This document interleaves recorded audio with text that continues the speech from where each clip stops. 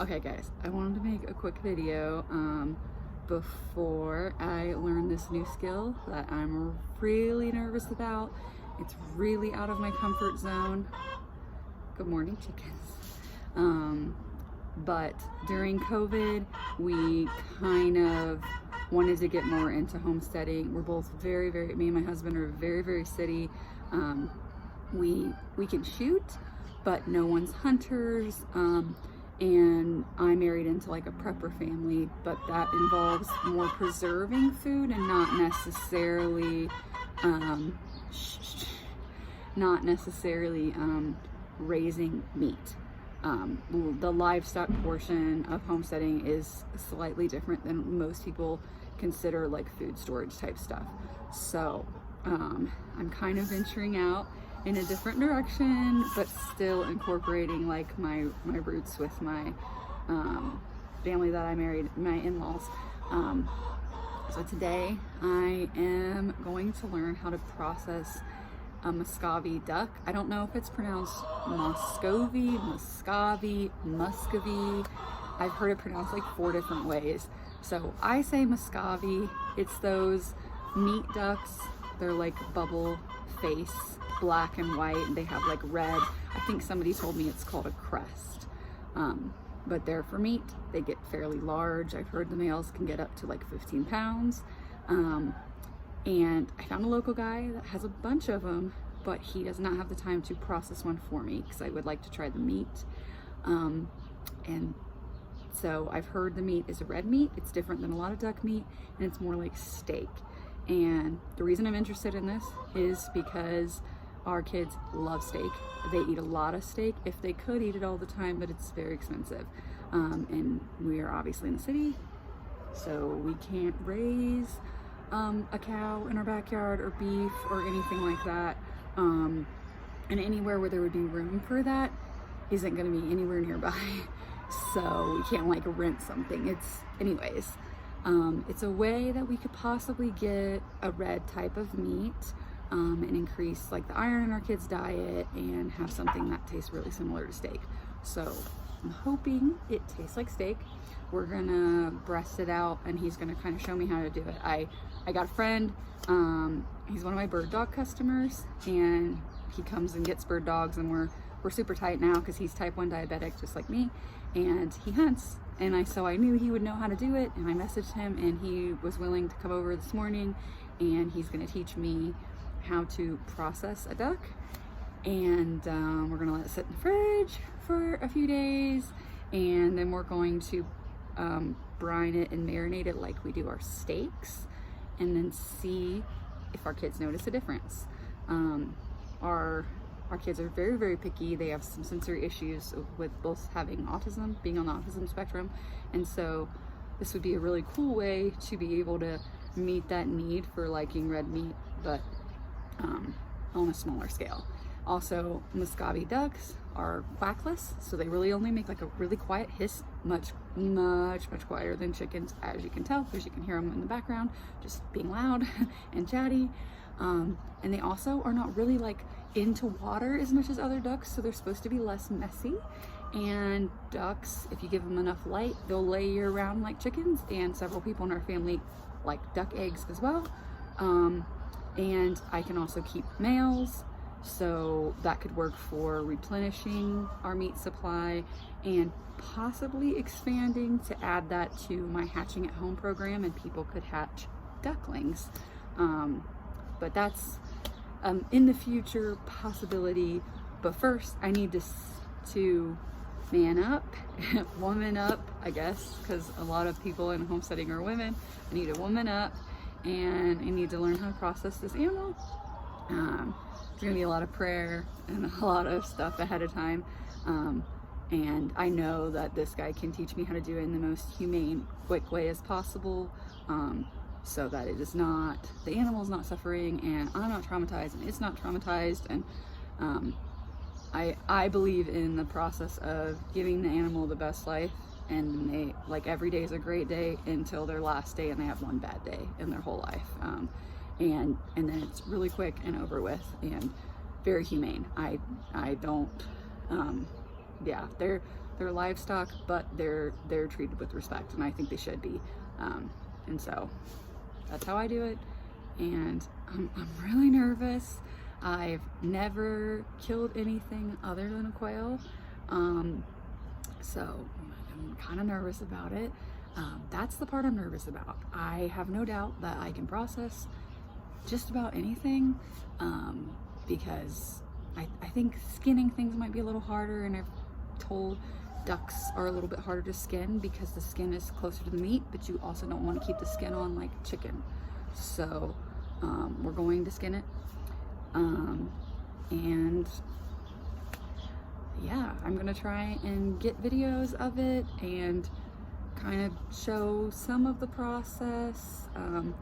I'll definitely add like a censorship warning in the beginning and in the info for the video if I show stuff that's a little bit more gory, but we'll kind of see what I can get clips of while I'm learning, because my husband is actually going to be distracting our son so he doesn't think that I brought home a pet duck and then that's what I'm making for dinner. So we're going to learn to process the duck today, and if it goes well, I am going to start creating an enclosure. If you raise ducks at all, honestly any type of duck, but if specifically you raise Muscovy ducks, please let me know in the comments tips and tricks on how to get a good enclosure. I know it's not recommended to keep a drake, a male duck, with chicken hens, and I know why. And if you don't, you can Google it. I don't know if you want to hear that in this video, but you just don't keep them together. You don't want that interaction at all. But if I have enough female ducks, I wonder if I can keep them all together or if I still should plan on keeping them separate. We're kind of limited on space. So if I can get over the taste of duck eggs and switch over, I honestly would probably prefer to just do ducks and quail and not have chickens, because quail and ducks are much, much quieter than chickens, and I think it would draw less attention to our lifestyle, I guess, because cities have a lot of ordinances and all it takes is one person to complain and then you have a lot of explaining to do. So wish me luck. I will try to take you on this journey as best I can. And yeah, if you have any tips about raising ducks, please let me know in the comments or recommend YouTube channels that talk about this as well. Wish this city girl luck. I'm real nervous, but I got about an hour and then I'm gonna go pick up the live duck, and my friend Steve is gonna meet me here and we're gonna process a duck. Thanks guys. Okay, we got taste tester number 1. Mom's steak.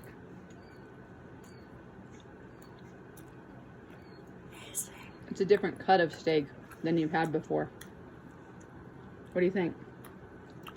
You like it? Whoa, whoa, whoa. Let Daddy try a piece now before you hog jaw it. I'm okay. I'm going with that. Taste tester number 2. What do you think? It's good. Very, very, I think almost like identical, really. What do you think? It looks very, very similar too. Like, look at that marbling and stuff. Like, it's really good. You want another bite, buddy?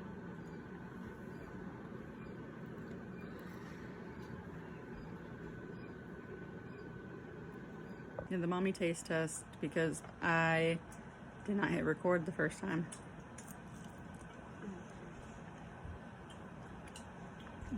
It is so good. Like, when people tell you it tastes like steak, if you cook it like you cook a steak, man, I'm telling you, it is. The reason I look like this is because we're cooking it in the morning, because we've been waiting 2 days for it to like brine and then marinate. It's very good.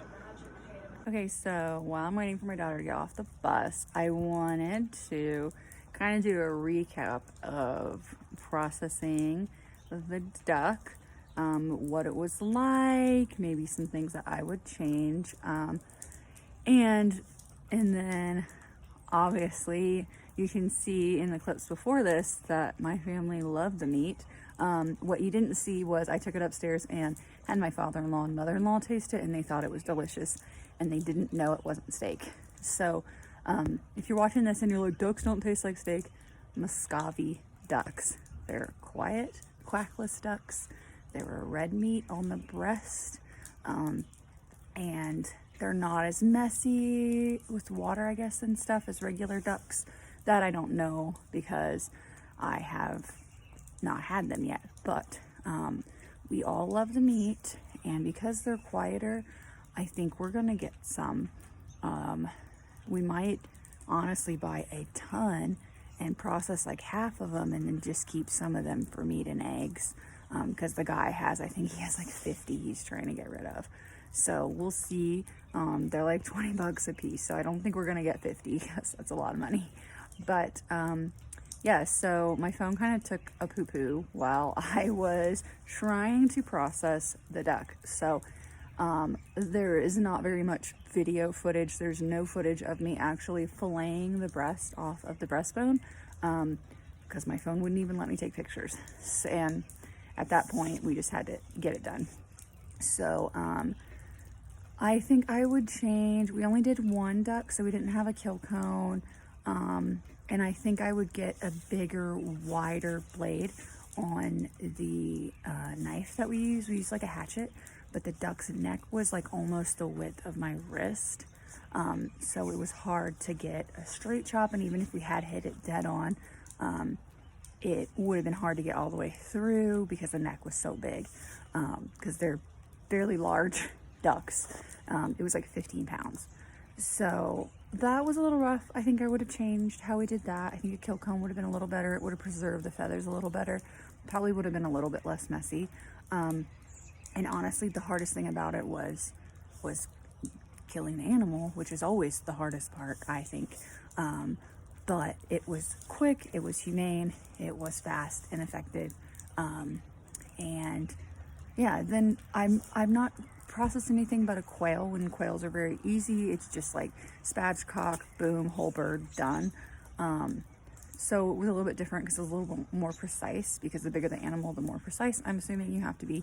And you have to butcher it how you're going to eat it. So if you would have, we would have cut it up different if we were making like fajitas or tacos with it.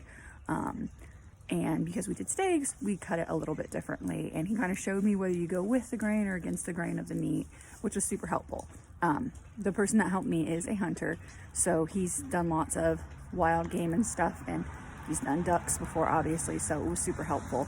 And then, yeah, we let the meat brine in salt water to pull out any of the excess blood and kind of soften the meat.